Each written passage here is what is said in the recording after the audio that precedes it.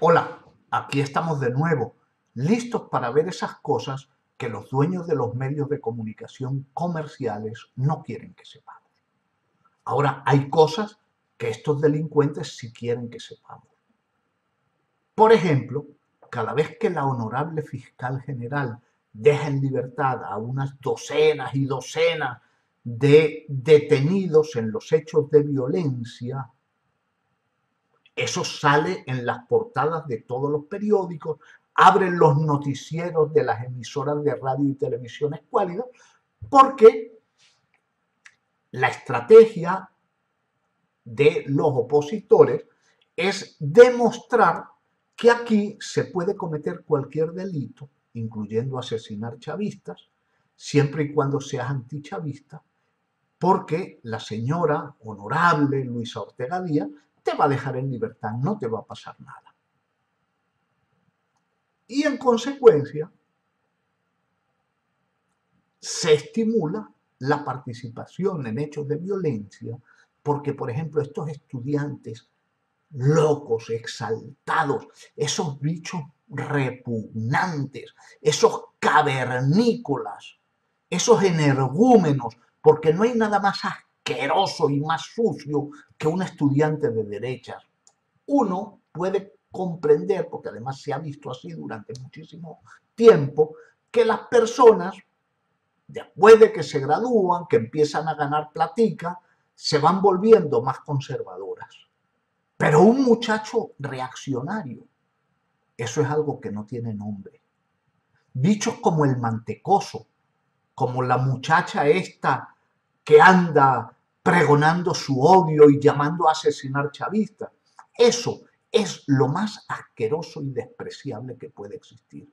Uno de estos ancianos de poco más de 20 años, porque son ancianos, es algo realmente repulsivo.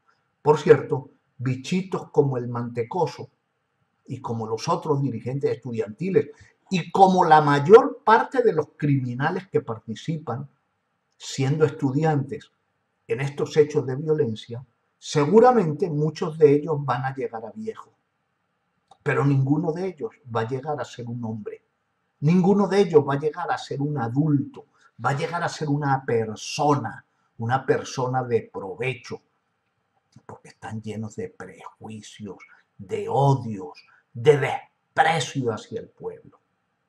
Y lo más lamentable es que estos canallitas cuentan con apoyo político y reciben mucho, mucho, pero mucho dinero de Estados Unidos. Estados Unidos está gastando una enorme fortuna en tratar de provocar el derrocamiento del orden democrático y constitucional en Venezuela, porque ellos creen que Maduro está tambaleante, que tiene los pies de barro, que con la muerte de Chávez este proceso quedó sentenciado, y no es capaz de ver el imperio, porque son muy brutos, sus analistas son muy brutos, se apegan a los libretos, incluso a los que fracasan, que Maduro está tan fuerte y tan firme en Miraflores como lo estuvo Chávez.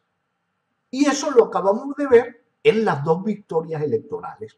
La del 14 de abril, donde Maduro fue candidato y derrotó, se pegó cómodamente a la loquita esta, y luego fue ratificado el 8 de diciembre, donde el chavismo incrementó todavía más su ventaja electoral. El imperio sabe que el chavismo es invencible por métodos democráticos y electorales, por lo menos en el mediano plazo. Nadie puede descartar que de aquí a 10 años el chavismo pueda perder las elecciones. Es algo perfectamente natural y democrático. Pero en el corto plazo eso no se va a dar.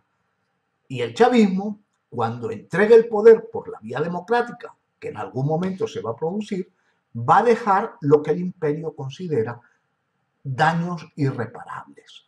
Es decir, el petróleo ya no será posible privatizarlo y entregarlo al imperio, que en definitiva es lo único que al gobierno estadounidense le interesa. Lo que quiere es robarnos el petróleo. Pero en todo caso, hay que ver con mucha preocupación que se captura a los criminales, que están todas las pruebas, y llega la honorable fiscal Luisa Ortega Díaz y los deja en libertad para que hagan propaganda los escuálidos. Y la propaganda es bien clara: sal, destruye, mata, tranca el tráfico, forma guarimbas, agrede a tus vecinos chavistas, que no te pasa nada porque la honorable Luisa Ortega Díaz te va a dejar libre. Y por cierto, que ya tenemos que olvidarnos de esas divisiones en la estrategia escuálida. Ya aquí no hay grupos democráticos que quieren tomar el poder por vía electoral y grupos violentos. Ya todos juegan en el mismo equipo porque Estados Unidos así se lo ordenó. Hasta el Capriles y el Ramón Guillermo Aveledo están subordinados a la señora María Corina Machado. La señora María ahora es la jefa del escualidismo en Venezuela. Buena noticia, por cierto, porque semejante inepta es garantía de que el chavismo va a ser gobierno por muchísimos años. Y si ustedes tienen duda de cómo todos los factores opositores están jugando en la misma dirección, vean que hasta el grupo de homosexuales que controla la Conferencia Episcopal Venezolana, muy ligado, como es lógico, a la logia gay que controla la coordinadora democrática, la Mesa de la Unidad, que no quiere decir ni que todos los obispos sean gays, ni todos los dirigentes opositores sean gays. Fuera de Primero Justicia hay muchos dirigentes que son personas de gustos normales, que tampoco los gustos homosexuales son anormales, son simplemente minoritarios, estadísticamente infrecuentes, pero en modo alguno anormales o patológicos. Son gustos diferentes, minoritarios, que solamente los tiene una pequeña minoría de la población, pequeña minoría, pero no despreciable, ni cuantitativa ni cualitativamente. Y lo mismo ocurre con los obispos. Hay muchos obispos que no son homosexuales, que son personas normales y decentes, no necesariamente chavistas, pero que entienden que su rol es como dirigentes religiosos y no actúan en política, les guste o no este proceso. Hay obispos que sí les gusta.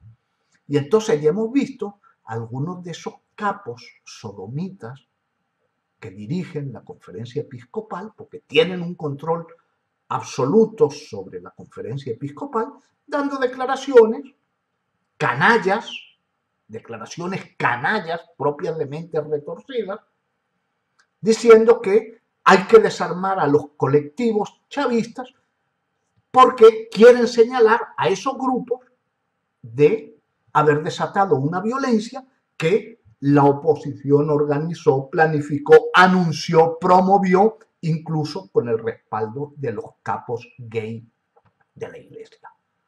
Pero cuando ellos dan esa declaración diciendo que hay que desarmar y desorganizar a esos colectivos, ¿qué es lo que quiere decir este curita Diego Padrón con esas palabras criminales y canallas?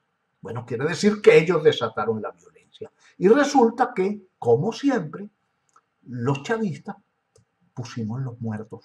Los muertos en la violencia opositora, que los opositores llevaban semanas anunciando que iban a desatar, fueron chavistas. Ah, eso no lo vio el curita homosexual. El curita gay miró para otro lado y dice que hay que desorganizar a los colectivos chavistas. Curas que dan asco, personas que dan asco al margen de cuál sea su profesión, sean curas, sean dirigentes políticos, porque en definitiva Dieguito Padrón es un dirigente político tan cobarde que se echa encima una sotana, que para él no es una sotana sino una falda larga, para disfrazar y camuflar su actividad como politiquero. En fin, que es una verdadera vergüenza. Por cierto, ayer se escucharon unas declaraciones bien interesantes, para mí las más interesantes que ha dado Maduro en ese sentido, en relación con el desarme. Maduro dijo que primero hay que desarmar a Lampa y luego a la sociedad, a las personas decentes.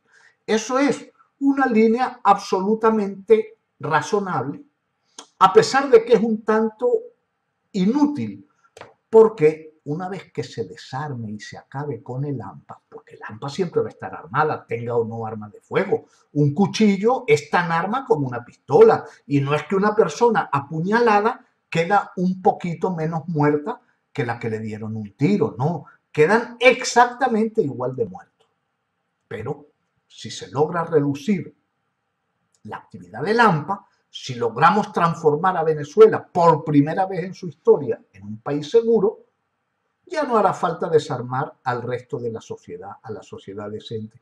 Porque ¿quién va a llevar un arma en un país donde nadie te roba, nadie te atraca, donde tienes unos niveles altísimos de seguridad? Por ejemplo, en Cuba, que con todos los defectos que le quieran atribuir, es un país 1000% seguro, donde una persona puede andar por donde le dé la gana, a la hora que quiera, con la absoluta certeza de que no le va a pasar nada, nadie porta un arma, ni siquiera los policías ni los militares cuando no están de servicio.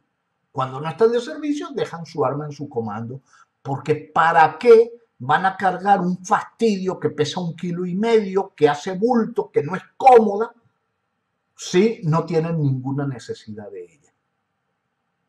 Así que, muy bien, es una declaración muy correcta, muy concreta, muy sensata, y que va a recibir el beneplácito de todas las personas decentes de este país, que son la inmensa mayoría, aunque va a molestar mucho a los loquitos y loquitas, como la Soraya y el Tarek, que ellos quieren acabar con las armas de las personas decentes, no de sus ampones, porque ustedes se acuerdan al Tarek diciendo, mis hermanos los internos, en aquella época no los llamaban privados de libertad, ya empezó la estupidez de no llamarlos presos, pero decía, mis hermanos los internos, en relación con unos canallas que estaban matando guardias nacionales, porque la declaración la dio cuando aquel motín en el rodeo, que se acuerdan que Chávez tuvo que sacar a patadas al Tarek, quitarle la competencia carcelaria, crear el ministerio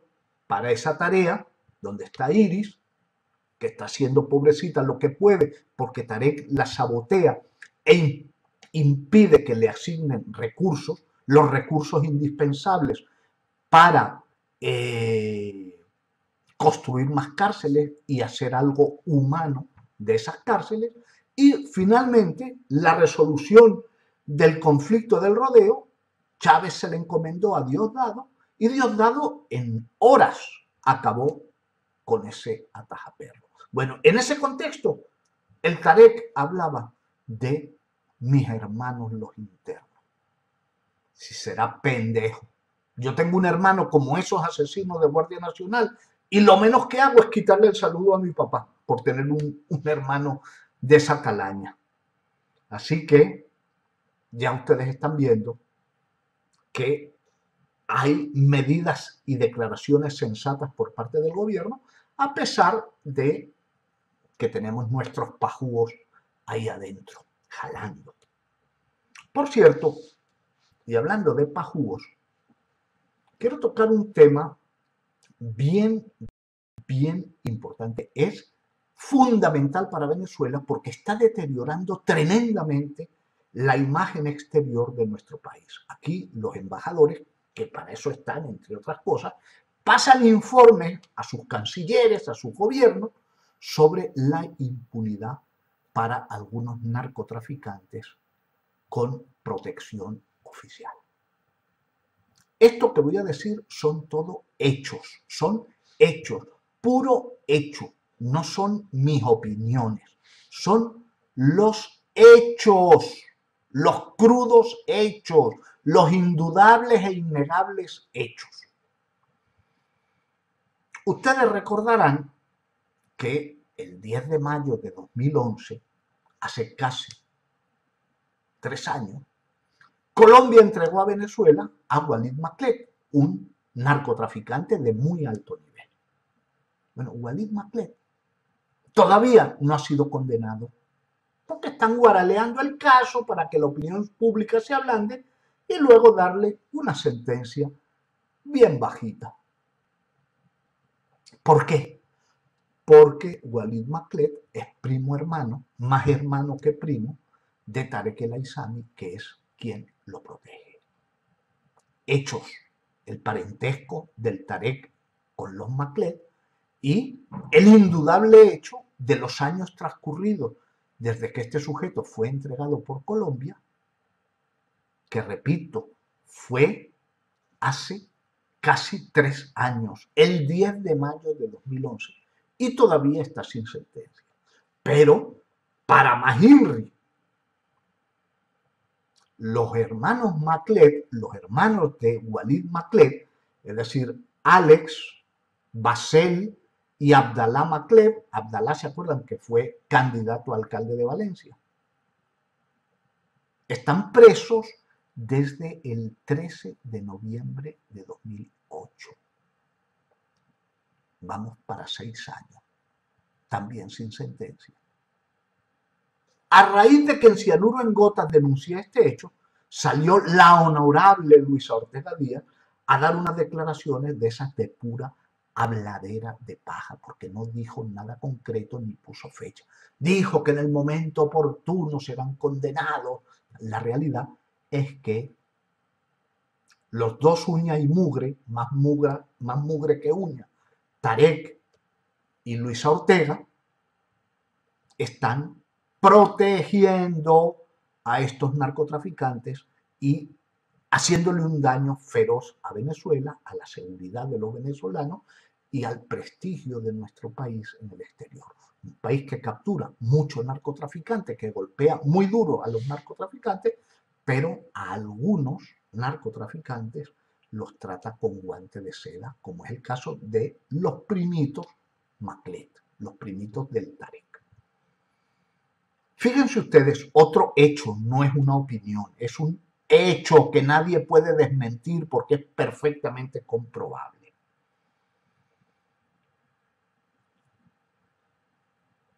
A Walid Maclet, Colombia lo deportó a Venezuela el 9 de mayo de 2011. Al día siguiente, 10 de mayo de 2011, en Barranquilla, en Colombia, Barranquilla, creo que es departamento del Magdalena, en Colombia, apresaron a Víctor Rafael Reales y a Álvaro Luis Ospino, que eran dos sicarios que trabajaban para los Maclet. Venezuela solicitó su captura, Colombia los capturó y los entregó muy rápidamente a nuestro país, a la justicia criolla. Estos dos sujetos fueron los asesinos, entre muchos otros, del columnista Orel Zambrano y del veterinario Francisco Larrazábal. Orel Zambrano era un periodista de opinión en Valencia que había señalado la actividad criminal, narcotraficante y homicida de los hermanos Maclet. Cuando los Maclet caen y Walid escapa, ordenan el asesinato de este señor, Orel Zambrano. Francisco Larrazábal era un veterinario cuya hacienda de él y de sus hermanos colindaba con la que le fue allanada a los Maclet. Y entonces, como estos señores, decentemente, personas honorables, personas de bien, no advirtieron a los Maclet de las operaciones policiales en la zona, mataron a uno de los hermanos. Los otros tuvieron que huir, están fuera de Venezuela, huyendo, uno más de los que huyen de Tarek El Aissami y su familia. Bueno, estos dos señores, que también van para 3 años en nuestro país, no han sido enjuiciados. O mejor dicho, están sub iudice, pero no han sido sentenciados. ¿Por qué no los sentencian? Bueno, porque si declaran la culpabilidad de estos sicarios, a quienes las autoridades atribuyen nada menos que 18 asesinatos que se les conozca, bueno, si los condenas, ¿qué va a pasar? Estás reconociendo que los Maclet tenían sicarios, los Maclet eran autores intelectuales de homicidio. Entonces, la honorable Luisa Ortega y el narcogobernador de Aragua están preparando la liberación de estos dos homicidas. Y si ven que el costo político de la liberación es muy alto, los van a mandar a asesinar en la cárcel para evitar esta prueba, porque son la prueba viviente de que los Maclet son unos asesinos.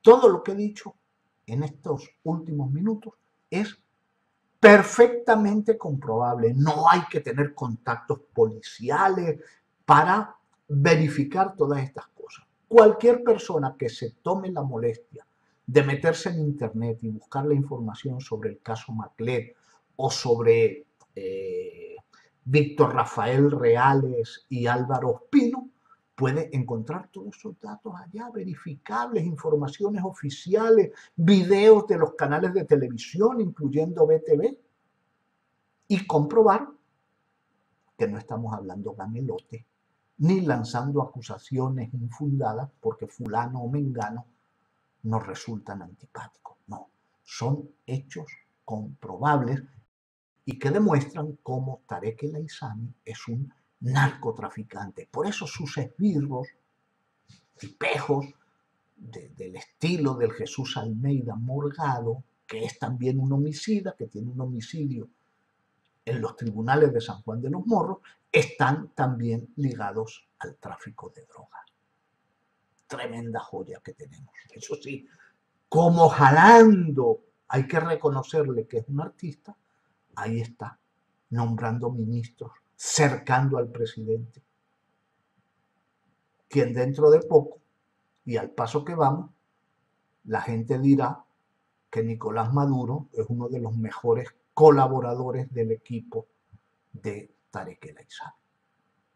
Bueno, yo creo que ya por hoy hemos hablado demasiado, así que lo que me queda es despedirme de todos ustedes hasta un pronto próximo programa.